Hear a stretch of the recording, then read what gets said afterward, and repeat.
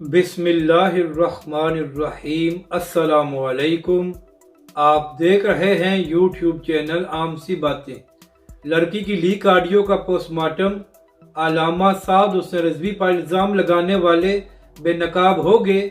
इस वीडियो में हम इसी के मुतालिक बात करेंगे। नाज़रीन करम, 2 दिनों से एक ऑडियो गर्दिश कर रही है जो तकरीबन 36 मिनट की है, और जिस लड़की की ऑडियो है उसका नाम मैमूना अफजाल बताया जा रहा है।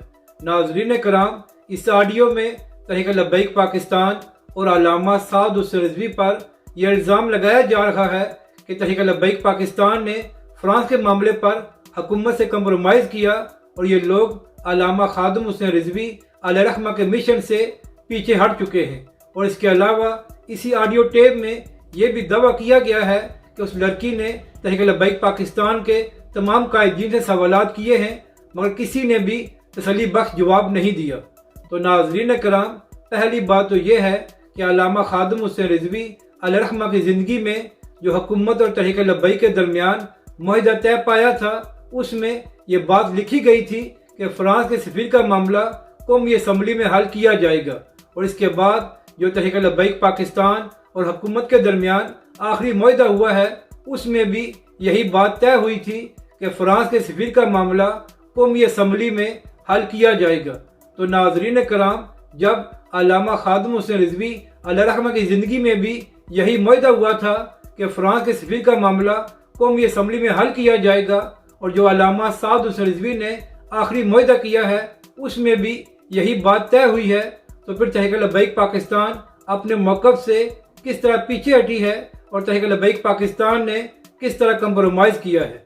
और दूसरी बात यह है कि नाज़रीन कराम, वह हुकूमती वज़रा जो तहरीक लब्बैक पाकिस्तान से मुज़ाकरात करते रहे हैं, उनके बयानात मौजूद हैं कि तहरीक लब्बैक पाकिस्तान अपने मौक़िफ़ से पीछे नहीं हटी और फ्रांस के सफीर का मामला कौमी असम्बली में हल किया जाएगा। और सबसे अहम बात यह है कि मुफ्ती आज़म पाकिस्तान मुफ्ती मुनीबुर रहमान साहब, जिन्होंने तहरीक लब्बैक और हुकूमत के दरमियान आखिरी मुज़ाकरात कराए थे, उन्होंने कहीं भी ऐसी बात नहीं की कि तहरीक लब्बैक पाकिस्तान ने कोई कंप्रोमाइज़ किया है।